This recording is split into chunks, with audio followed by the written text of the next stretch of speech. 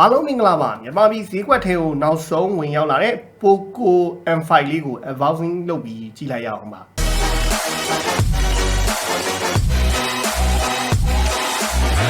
Poco M5 ပါ unbox လုပ်လိုက်ရအောင်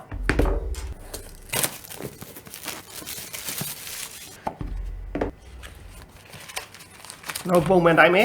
user guide ပါမယ် 0.9 လောက်ရှိတဲ့ silicon ပါမယ် sin injector ပါမယ်တော့ဒီမှာလည်းရေးပေးထားပါတယ်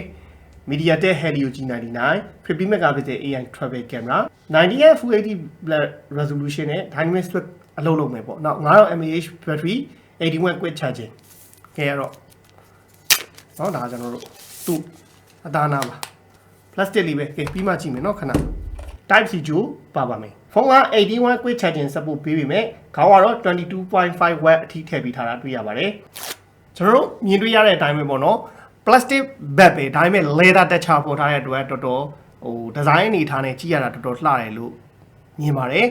ဒီမှာလည်းကျွန်တော်တို့ global ရဲ့ထုံးစံတိုင်း CE တစ်စိတ် logo လေးပါမယ်နောက် Poco M5 ကဘာနဲ့သွားတူလဲဆိုတော့ကျွန်တော်တို့လောလောဆယ်မြင်တွေ့ခဲ့တဲ့ Note 11R ပေါ့နော် Redmi Note 11R ကိုမှ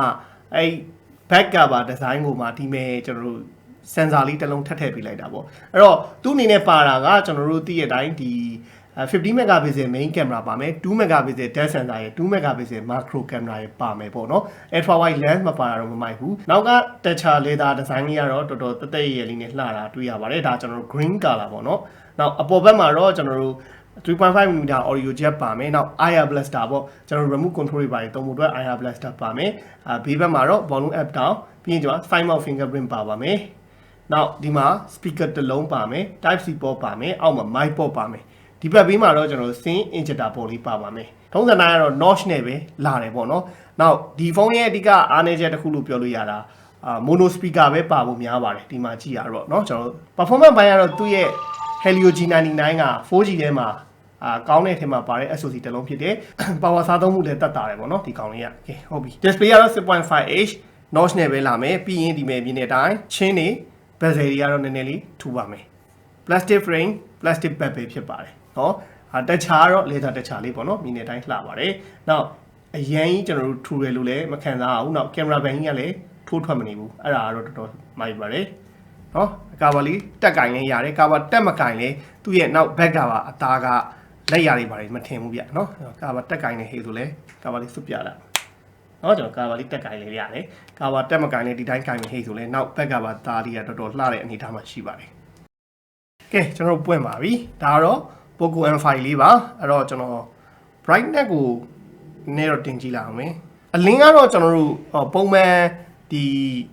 အလင်းရောင်အရင်မများတဲ့နေရာအပြင်ထွက်မသုံးဘူးဆိုရင်တော့လုံလောက်တယ်ဒါပေမဲ့အပြင်မှာထွက်သုံးနေဆိုရင်တော့ brightness လေးကနည်းနည်းနည်းတယ်လို့ခံစားရတယ်သူ့ရဲ့ LCD ကဒါပေမဲ့ resolution ကတော့ Full HD Plus ဖြစ်တဲ့အတွက်ကတော့ကျွန်တော်တို့ညံ့ညံ့ညွန့်ညွန့်နဲ့ကြည့်လို့ရတယ်ပေါ့သူက PPI အနေနဲ့ဆိုလဲ401 PPI ပါတယ်ခဲတော့အတူတူကြည့်လို့ရအောင်ကျွန်တော်တင်လိုက်တယ်ပေါ့နော်အဲ့တော့ Poco ရဲ့ထုံးစံတိုင်းကတော့အားလုံးသိတဲ့အတိုင်းကျွန်တော်တို့ Google Service ဘာညာအားလုံးပါပြီးသားအတန် recording လုပ်ချင်ရတယ်ဒါပေမဲ့အတန်ဖမ်းနေသည်လို့អော်မယ်နောက်ကျွန်တော်ဒီဘက်မှာတော့ refresh rate လေးပေါ်ပေးထားတယ် 16Hz ဆိုတာပေါ်ပေးထားတယ်ပေါ့နော်အဲ့မှာကျွန်တော်တို့ကသူ့ရဲ့ refresh rate လေးကိုအရင်ပြပေးမယ်ပေါ့နော်သူက dynamic switch on ထားတဲ့ဟိတ်ဆိုရင်လိုရင်လိုသလိုသူ switch လုပ်ပေးမယ်လို့ပါတယ်အဲ့တော့ကျွန်တော်အရင်ဆုံး display တွေကိုသွားလိုက်အောင်နောက် display ထဲမှာကျွန်တော်တို့ဒီမှာ refresh rate ကဒီမှာ 16Hz ပဲထားလို့ပေါ့နော်ကျွန်တော်ဒီမှာ 90Hz ထားလိုက်မယ်ဟိဆိုရင်ဒီ high refresh rate နဲ့တုံးရင်ပို့ပြီးတော့ပို့လို့ဆွဲလို့ပိုကောင်းမယ်ပိုမိုက်မယ်ပေါ့နော်အဲ့တော့ကျွန်တော်ဒါဒီမှာ 90Hz refresh rate နဲ့အလုပ်လုပ်နေပြီပေါ့နော်ကျွန်တော်ဒီမှာပို့ပြီးတော့ပို့လို့ဆွဲလို့မြင်တယ်ဒါကင်မရာထဲမှာဆိုလို့တော့ 16Hz ပေါ့ဗီဒီယိုကြည့်ရင်လည်း2Hz က short ပေးလိမ့်မယ်နော် refresh rate ကပေါ့နော်မလို့ရင်မလို့တော့သူကဗီဒီယိုကြည့်ရဲ့အချိန်ဆို 13Hz to 16Hz short ပေးမယ်ပေါ့ dynamic switch ပါတဲ့အတွက်ကတော့ဖုန်းမှာတော့ပုံမှန်တိုင်းပဲကျွန်တော်တို့ဒီ Poco MIUI version ဒါကျွန်တော်တို့ MIUI 13ရမယ်နောက် RAM ကဒီ memory extension အနေနဲ့လည်း2GB ရတာဆိုတော့ 8GB အနေနဲ့သုံးလို့ရမယ်နောက် Android version 12နဲ့လာတယ်ပေါ့တခါတည်းကြည့်ပေးခဲ့မယ် Jewel app တို့ဘာလို့ပါလားဆိုတော့ကျွန်တော် Jewel app လည်းပါပြီးသား app lock လည်းပါတယ်နောက်တစ်ခုအနေနဲ့ဒီမှာဒီ special feature ထဲမှာပဲကျွန်တော်တို့ scan space သုံးခြင်းလည်းရတယ် gain တက်ဖို့လည်းပါတယ် video 2 ပေါက်လည်းပါတယ်အကုန်လုံးတော့စုံပါတယ်ကင်မရာလေးမှာဘာတွေပါတော့ကျွန်တော်တို့ဝင်ကြည့်ရအောင်ပါကင်မရာကတော့ကျွန်တော်တို့ 50 megapixel main camera ပါမယ်မူးထဲမှာ short video ပါမှာ panorama ပါမယ် slow motion ပါမယ် time lapse ပါမယ်ပေါ့နောက် night move ပါမယ်နောက် portrait ရိုက်လို့ရမယ်နောက် photo ရိုက်လို့ရမယ်အဲ့တော့ကျွန်တော်တို့ video အနေနဲ့ကတော့ Full HD 13fps ထိပဲ support ပေးတယ်နောက် document ပါမယ်နောက် pro move ပါမယ် pro move ပါတဲ့အတွက်ကတော့ setting တွေကိုစိတ်ကြိုက်ထားပြီးတော့ကျွန်တော်တို့ဓာတ်ပုံတွေကိုရိုက်လို့ရမယ်အဲ့တော့ကျွန်တော်ဒီကောင်လေးနဲ့တော့နည်းနည်းအချိန်ရတာဖြစ်တဲ့ကျွန်တော် camera တော့နည်းနည်းလေးအောက်မှာပတ်ရိုက်လိုက်တယ်ပေါ့နော်ရိုက်လိုက်တဲ့အနေထားမှာဒါကျွန်တော် selfie 5 megapixel သူ beautify မူနဲ့ရိုက်တဲ့အနေထားမှာကျွန်တော်တို့ဟိုအလင်းရှိတဲ့ဟိတ်ဆိုရင်သူ့ပြင်းတဲ့တက်ချာအသားနာကမိတ်ကက်ကြီးအရင်လေးနာနဲ့မတူဘူးအလင်းမရှိတော့ဘူးဟိတ်ဆိုရင်တော့နည်းနည်းမျက်နှာကသူ beautify ထည့်လိုက်တဲ့ဟိတ်ဆိုရင်5 megapixel တက်ချာနဲ့ရိုက်တယ်ဆိုရင်တော့ကျွန်တော်တို့မိတ်ကက်ကြီးလိမ့်ထားတဲ့အနေထားမှာတူတယ်ဒါလုံးဝကျွန်တော်တို့အလင်းရောင်မရှိတဲ့အချိန်မှာရိုက်ထားရင်တော့ဒီလို noise ထားတယ်ဒါကျွန်တော်ပုံမှန်ရိုက်ခဲ့တဲ့ photo မှုပေါ့နော်ကျွန်တော်ကဒီဗီဒီယိုတွေလောက်တာကိုတယောက်တည်းလောက်တာဆိုတော့ကိုယ့်နဲ့ကိုတိုင်မှာပေးပြီးတော့ရိုက်လာတာပေါ့ဒီပုံတွေကအဲ့တော့မြင်တဲ့အတိုင်းမှာပဲအရင်ပုံကဆော့ဆော့ပြပြမရှိဘူးဒီကောင်ကတော့ဒါအလင်းပြန်နေတဲ့ဟိတ်ဆိုတာကဟိုအလင်းရောင်နဲ့ဆန့်ကျင်ပြီးရိုက်တဲ့အချိန်မှာဒီ shape ဝင်တာပေါ့အဲ့လိုလေးပဲရှိတာထွက်လာတဲ့ပုံတွေကကျွန်တော်ဖောက်ကျွန်တော်တဲမိုင်မှုနဲ့ချိန်ပြီးရိုက်တာတော့ပုံရိပ်အရေးသွေးအနေထားလေးတွေကအဆင်ပြေတဲ့အနေထားမှာရှိပါတယ်ဒါကျွန်တော်စမ်းရိုက်လာတာပေါ့နော်ကိုယ့်နဲ့ကိုရိုက်လာဒါ portrait မှုပေါ့နော် portrait မှုလည်းမစိုးဘူး foreground နဲ့ background နဲ့ဖြတ်တဲ့နေရာမှာလည်းဒါစင်ပြပြပုံရိပ်ထွက်တယ်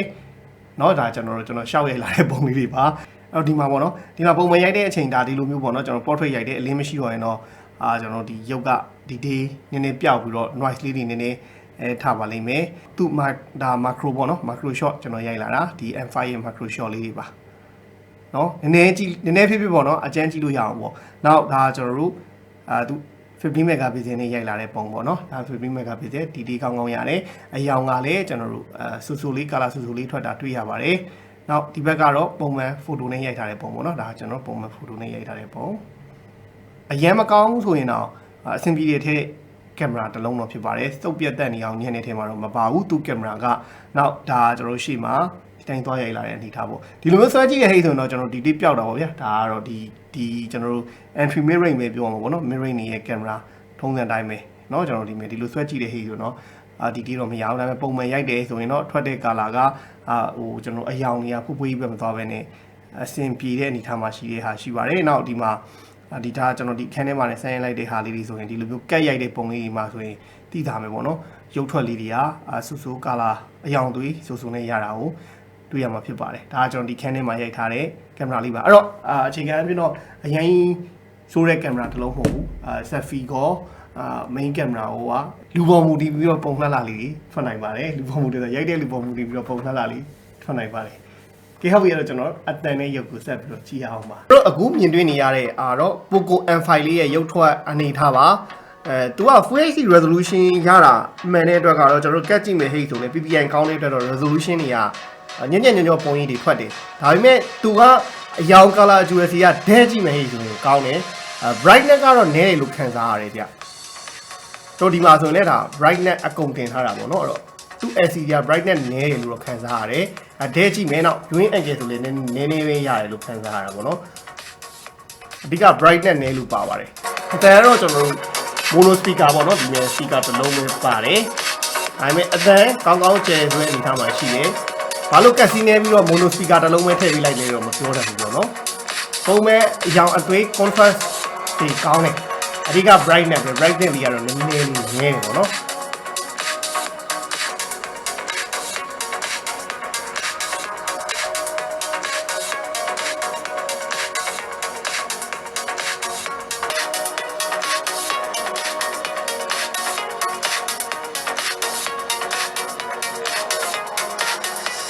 ကျွန်တော်အခုမြင်တွေ့ခဲ့ရတော့ Poco M5 လေးရဲ့ဒီရုပ်ထွက်အနေထားကိုအတန်အနေထားအားလုံးကြည့်ရှုခဲ့ရဖြစ်ပါတယ် brightness နဲ့လွဲပြီးတော့အဆင်ပြေတယ် viewing angle ရနည်းတယ်ပေါ့အတန်ကတော့ dual speaker မပါလာတော့သဘောမကျဘူးဒါ personal ကြီးဒီဖုန်းတစ်ခုလုံးမှာမကြိုက်ဆုံးအချက်ဆိုရင် brightness နည်းတာနဲ့ဒီ dual speaker ပါမလာတာကိုသဘောမကျဘူးပေါ့နော်ဟို speaker ပါတဲ့ speaker ကတော့တစ်လုံးနဲ့မှန်ပြီးမြဲအတန်ကျယ်တဲ့အထက်မှာပါပါတယ်ဒီ Poco M5 လေးကို unboxing လုပ်ပြီး first impression အနေနဲ့ပြောရမယ်ဟေ့ဆိုရင် power နဲ့ SoC G99 ကသဘောကျတယ်ဆိုတာဒီကျွန်တော် power consumption ကဘာပြောဒီ MDK ရဲ့ G series ထဲမှာpower consumption အသက်သာဆုံးနောက် gaming performance ဆိုရင်လည်းအခုနောက်ထပ်တဲ့ Dimensity series တွေဖြစ်တဲ့ Dimensity 700တို့810တို့အဲ့ကောင်ကြီးနဲ့